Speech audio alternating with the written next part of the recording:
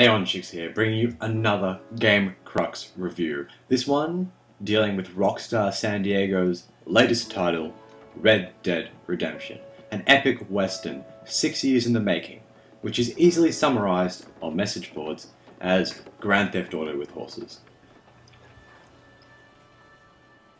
So I'm hunting down some treasure alongside the River del Toro, which separates America from Mexico, using some beat-up, poorly thought-out map made to jog someone else's memory rather than help me find the damn treasure. I've been shooting wolves because the bastards won't leave my precious horse be, when all of a sudden I hear screaming and gunshots. A man dashes towards me, with two men close behind, both firing at him. "Help!" I hear someone scream, so I pull out my six-shot and put a bullet between both of his pursuer's eyes. The man yells a terse thanks to me before running off, and I headed over to the bodies to check what was in their pockets, as any good Western character does. Well, it turns out that both of these men were wearing silver stars across their chest, so it seems that not only did I shoot the sheriff, but also the deputy. This isn't good. Okay, so I mount up my horse, so I quickly need to gallop in the direction of the vagabond, who these lawmen saw fit to shoot down. Dying tongues of men enforce deep harmony, and all of that nonsense. So after a short time, I catch up with this disheveled man. He seems pretty worn out with his high-tension escapade. Whipping out my lasso, I trip the man up and jumping from my horse, I hog-tie him down before throwing him onto the back of my horse. So I ride off to Armadillo, which, if you don't know, is the biggest town in New Austin.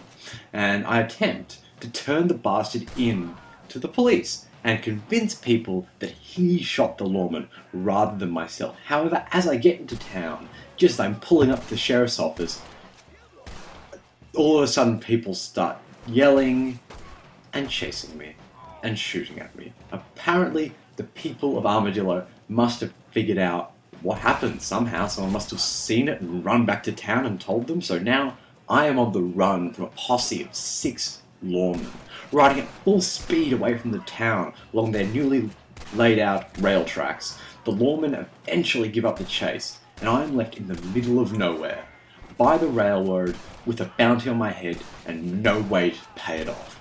Angry, I take the vagabond off my horse's back, and I carry that son of a bitch over to that railroad track.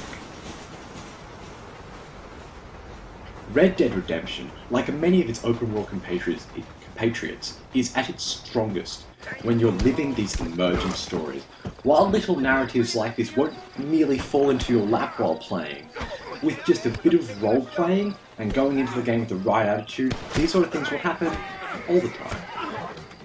However, unlike many open-world titles, Red Dead Redemption also has a very strong linear narrative at its core, where you play as John Marston, a reformed outlaw who's tasked with eliminating his former gang members in order to save his wife and son. It plays out very much like you'd imagine from a competent third-person shooter with bullet time. And while the horse is definitely handled better than the vehicles in previous Rockstar games, the carriage controls will really leave you wanting. The story is pretty good for the most part, with Rockstar's usual larger-than-life characters playing into the nature of a traditional Western. The plot isn't terribly complex, but the relationships between the characters are so well done that it manages to stay compelling throughout the game's 30 hours in the core storyline. The character of John Marston can unfortunately become a bit tiring in the middle third of the game, however, as he suffers from the unfortunately common Rockstar affliction of a character being extremely reluctant. So every time he walks up to someone to get a mission, the person will supply him with the mission, and he will make a big song and dance about how he doesn't want to do simply as everyone tells him, and how he's not working for these people, before then proceeding to do just that for hours on end. He has a definite wish to tell people that he's not working for them before he just goes and works for them. It's an unfortunate dynamic.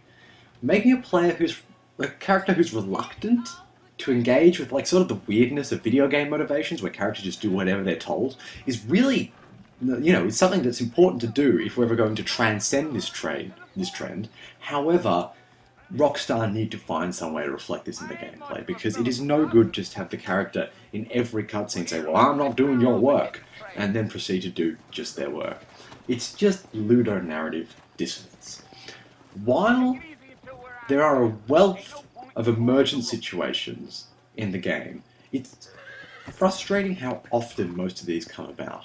I must have saved 30 horses from being rustled in my short spell in New Austin. That's every hour of my time. Someone ran up to me and said, my horse is being rustled, and I ran off and I shot the guy off the back and I lassoed the horse, and then I brought the horse back to him and, got $4 for it or whatever. So that was... yeah, it's really unfortunate how often that happens. And particularly that anecdote I told in the first half of this review, where the lawman was being... where the two lawmen were chasing that one criminal, and you accidentally shoot the lawman. I probably did that like 3 times. Now, perhaps that just reflects on me either having a subconscious sentiment against lawmen, or just being a really bad, not being able to identify friend from foe very well. However, I've talked to other people, and it seems to be a common thread in that these sort of emergent stories seem to have really been engineered by the designers to come about.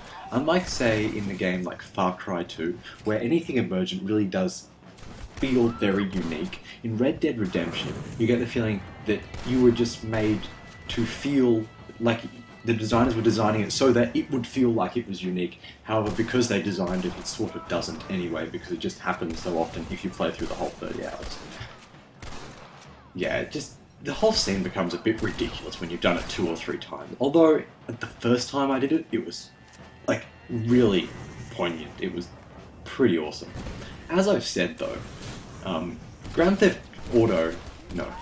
Dead Redemption is the best iteration of Grand Theft Auto's systems yet.